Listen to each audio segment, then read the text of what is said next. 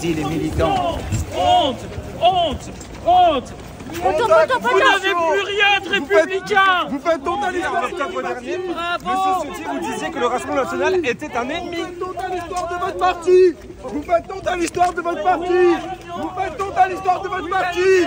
Honte à la compromission. Honte à vous. Avec eux, et il y a le centre qui est incapable de protéger l'ensemble des Français, mais aussi de la communauté juive.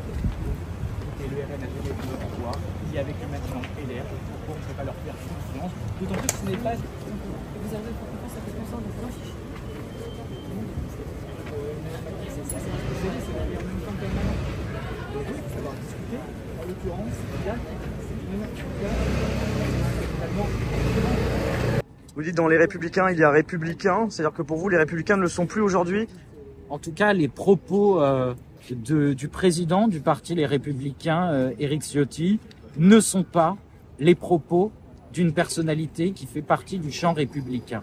Oui, la lutte contre l'extrême droite, le fait de marquer une ligne extrêmement claire entre l'extrême droite héritière de la collaboration, l'extrême droite révisionniste, l'extrême droite xénophobe et le reste du champ politique, oui, ça fait partie, j'ai envie de dire, de l'ADN de n'importe quel parti républicain. En annonçant tout à l'heure une volonté de s'allier avec le Rassemblement national, très clairement, le parti Éric Ciotti fait un cadeau extraordinaire dans cette tentative de dédiabolisation du Rassemblement national et lui met un pied à Matignon. Nous ne lui pardonnerons pas.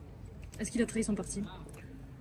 Écoutez, il en a trahi l'histoire, ça c'est sûr, et j'espère que les militants, j'attends des militants justement des Républicains qu'ils montrent à Éric Ciotti que oui, il a aussi trahi ses propres militants. J'ai vu quand même beaucoup de voix, de personnalités importantes du parti se lever. Je les remercie, Xavier Bertrand, Valérie Pécresse, Gérard Larcher, il y en a beaucoup d'autres qui se sont levés et qui sont extrêmement clairs. Oui, il faut que LR soit extrêmement clair sur sa ligne. Il ne faut pas que toutes les digues sautent vers l'accession du RN au pouvoir. On a l'impression que chaque jour, une digue de plus saute.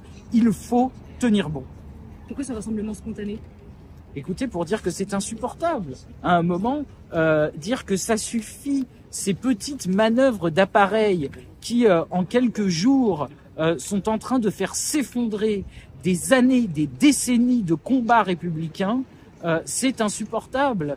Donc oui, c'est pas seulement, je veux dire, par plateau télé, nous on veut être là, on est là. On s'est dit, mais il faut faire quelque chose, il faut qu'on vienne dénoncer cela.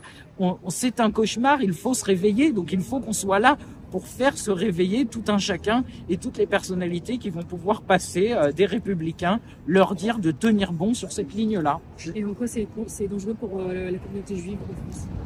Pour la communauté juive, c'est dangereux à deux aspects. D'abord, de façon très concrète, le Rassemblement national est un parti qui propose l'interdiction de la viande cachère et halal, l'interdiction de la kippa dans l'espace public.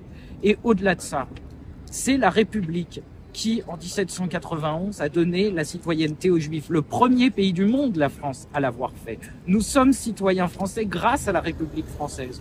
Donc quand la République vacille, oui, en effet, nous, Juifs, nous sommes les premiers à vouloir qu'elle tienne debout.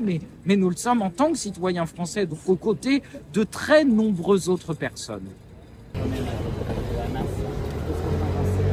On était hier devant le QG d'Europe Écologie Les Verts pour dénoncer.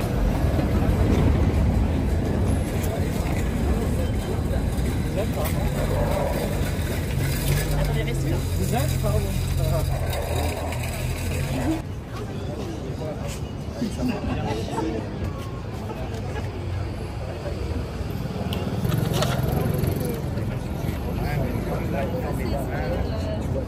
C'est pour ça que je fais aussi la République, ouais, j'ai ma copine.